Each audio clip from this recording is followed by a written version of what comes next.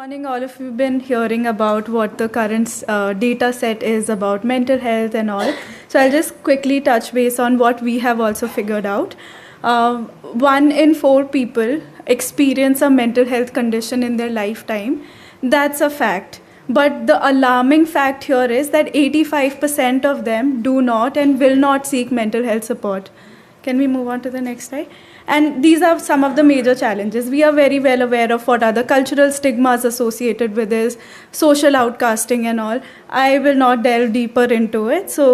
But these still exist. It's very real.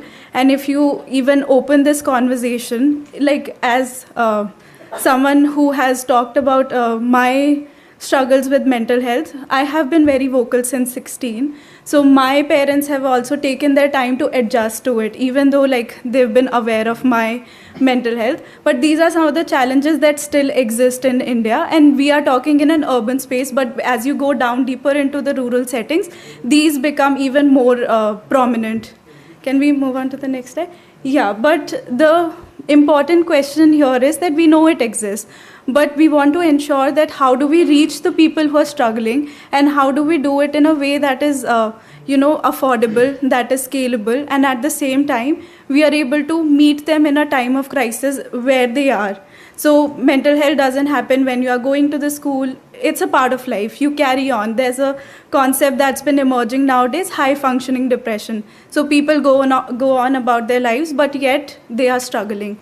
Deep down, they still need help and they are not seeking support. And it is time, like when you're up late at night at 3 a.m., when you feel like there was some support, and at that time, you cannot reach out to a therapist because of course, it's outside of their working hours. They are not available. And that is the space where AI can fill in. Can we go on to the next slide? So this is where AI fills in the gap. It is accessible at a point when there is no resource available. It is accessible irrespective of whether, whatever condition you are in. It doesn't judge you. It offers you a space which is free of stigma, free of judgment, and it is also available to you at a very nominal cost. So a friend of mine recently asked me, like, can you recommend me a cheap therapist? And I asked, what is your budget? And they said something under 1,500. And living in a city in Delhi, all of you here know that 1,500 is way too less to, give to a therapist who's giving you 1 hour of their time, listening to you, supporting you, and doing all sorts of things. So 1,500, and I was not able to recommend one because I myself have not come across someone who takes 1,500 and gives a very valuable session. Even the most experienced people in this field are charging minimum 2,500.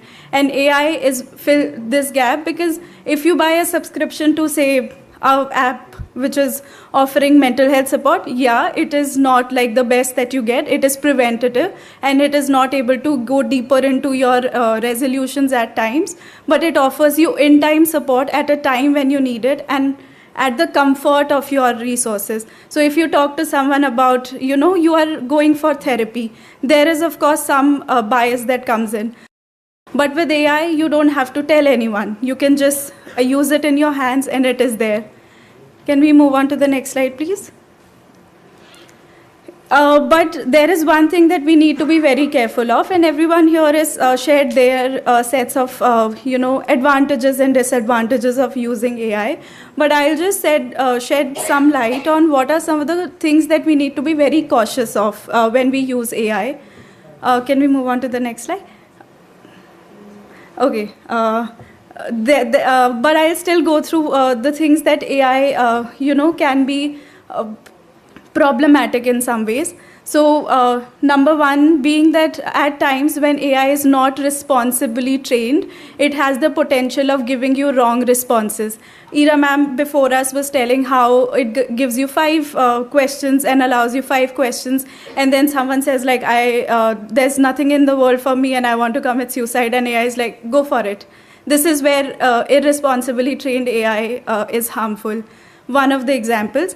And at Wiser, we've been able to achieve and train our models in such a way that it responsibly and ethically carries you through your mental health journey. And Visa has been using AI long before AI became a thing. We've been in this field active and serving the audience since 2019 actively. This is where we open the doors to people and use our application.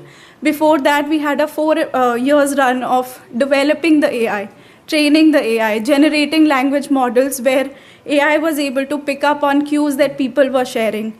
So if you talk to Visa and you say something like, my life is not worth living, this is a very clear statement that someone is feeling suicidal and they should be, sent to some resources or something.